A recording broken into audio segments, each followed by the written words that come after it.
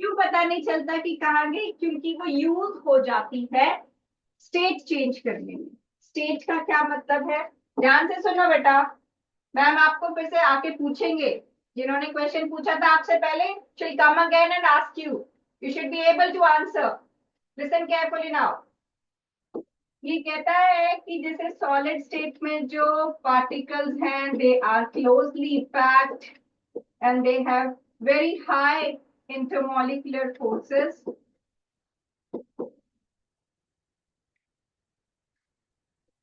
Right. धीरे धीरे जब आप इनको हीट करते हो तो ये फोर्सेस ऑफ इंटरैक्शंस जो इन मॉलिक्यूल्स के बीच में है वो ब्रेक होके लिक्विड में चेंज हो जाते हैं, जिसमें थोड़ी सी वीकर इंटरैक्शंस होती हैं।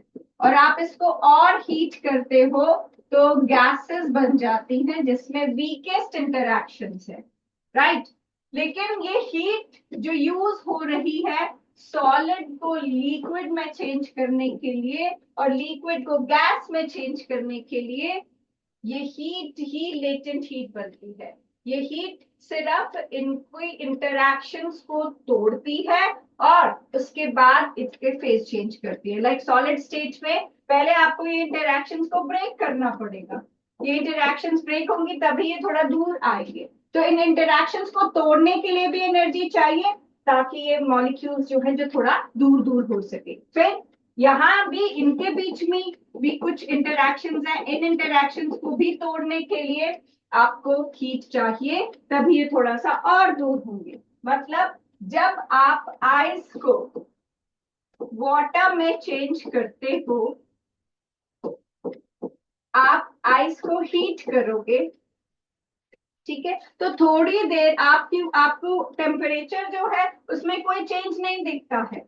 वाटर भी आपको 0 डिग्री सेल्सियस पे ही मिलता है। तो ऐसा कैसे कि वो सॉलिड से लिक्विड में चेंज हो गया लेकिन टेम्परेचर में कोई चेंज नहीं आया?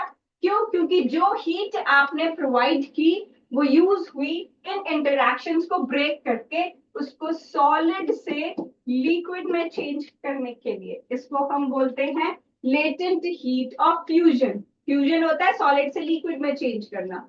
सिमिलरली जब आप वाटर को गैस में चेंज करोगे तो इसमें भी जो आपकी हीट यूज होगी इन इंटरैक्शंस को ओवरकम करने के लिए, उसको हम लेटेंट हीट ऑफ वेपराइजेशन बोलते हैं, राइट। जिसमें लिक्विड से हम वेपर बनाते हैं, that is called latent heat of vaporisation. जैसे कि आपके पास ये ग्राफ है, ये ग्राफ क्या डिपिक्ट कर रहा है? ये ग्राफ डिपिक्ट कर रहा है कि इस टेम्परेचर पे, जब ये टेम्परेचर 0 डिग्री सेल्सियस है, सॉलिड से लिक्विड बन रहा है लेकिन टेम्परेचर में कोई चेंज नहीं आ रहा। तो ये हीट कहाँ जा रही है? जो हीट हम प्रोवाइड कर रहे हैं यहां से यहां तक, वो कहाँ जा रही है? वो हीट जा रही है इसका सॉलिड से लिक्विड स्टेट में चेंज करने के लिए, उन इंटरैक्शंस को तोड़ने के लिए। सिमिलरली अगर आपको लिक्विड को वेपर में चेंज करना है, आप इतनी हीट प्रोवाइड कर रहे हो लेकिन ये हीट कहाँ जा रही है? अगेन लिक्विड मॉलिक्यूल्स की जो इंटरैक्शंस हैं उनको ब्रेक करने के लिए ये हीट यूज हो जाती है और इसको बोलते हैं latent heat of vaporisation, right. Then is जो हमने किया था कि बॉइलिंग पॉइंट, ओपन पैन में वाटर का जो बॉइलिंग पॉइंट है दैट इज 100 डिग्री सेल्सियस।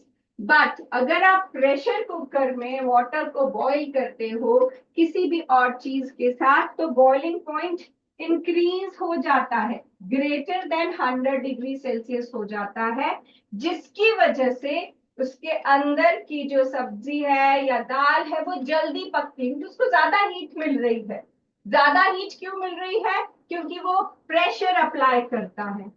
कैसे प्रेशर अप्लाई करता है? क्योंकि उस पे हमने टाइटली एक लिड लगा रखी है जो उसके वेपर्स को एस्केप नहीं करने देता, उधर ही रहता है, प्रेशर डेवलप करता है और टेम्परेचर इंक्रीज हो जाता है जिसकी वजह से कुकिंग इजी हो जाती है। ठीक है, तो यहाँ तक आप ये करना, अपने असाइनमेंट अटेम्प्ट करना, फिर से आगे नेक्स्ट क्लास में करेंगे, right. Okay, then see you in next class. Bye.